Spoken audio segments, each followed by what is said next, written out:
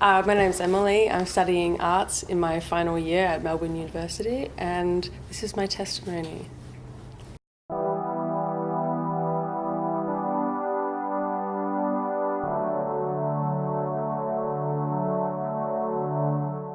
I'm 23 years old. I grew up on a farm in rural Victoria and had a pretty balanced childhood. Loved learning, loved school, loved being outside, sports, everything like that. But I've always sort of been very concerned by my relationships with other people, be it my family, friends. And so, my thoughts of my future were always sort of about having a family rather than my career trajectory. So being so socially conscious, my sense of self has always been in large part determined by my acceptance from other people.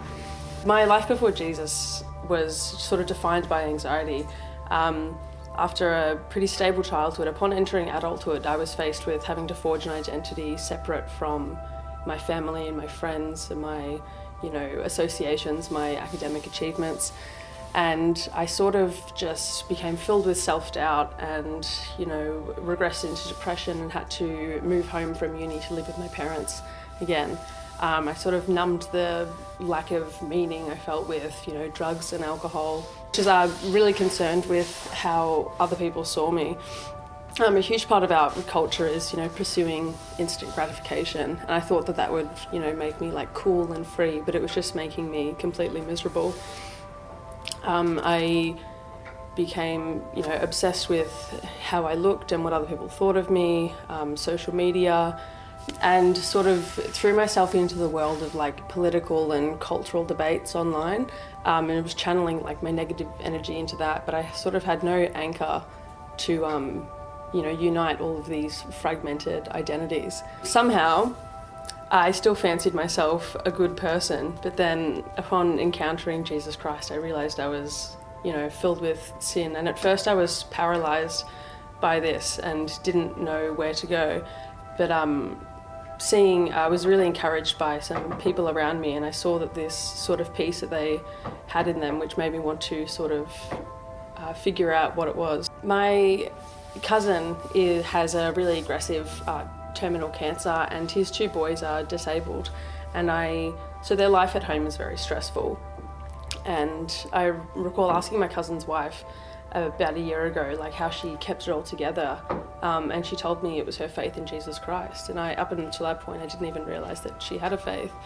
And then I've had great encouragement from people in CU like Julianne and lots of other young people that have showed me what it is to live for God when I couldn't put the two together. I came into Christianity a little backwards, perhaps. I believed in a creator, I believed in an objective morality, but I couldn't seem to apply that to my life in any way. The story of Jesus' sacrifice and resurrection changed that and spurred me into action.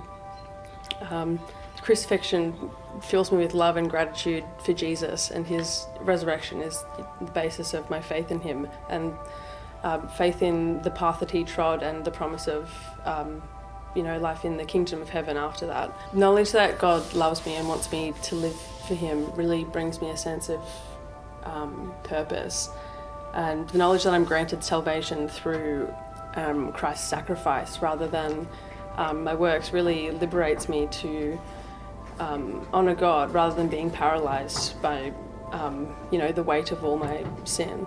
I realised that God is the source of everything, and we can have a personal relationship with him because we're created in his image.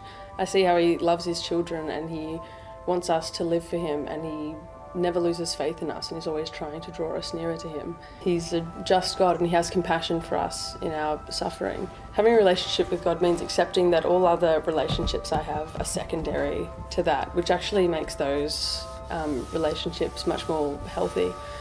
I don't have to worry about somebody, turning out to not be the person that I thought they were, and I don't have to, worry about the torment of somebody leaving me.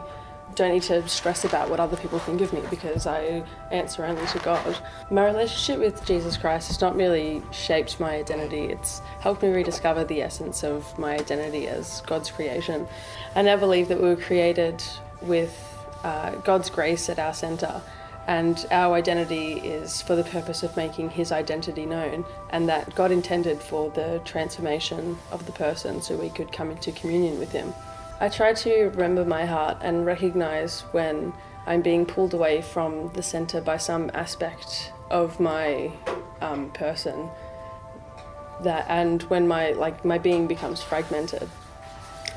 Finding my identity in Jesus means recognizing that these, the ways I'm being pulled, these parts of me, my passions and my thoughts are merely like a part of me that I can shed. They're not like really me.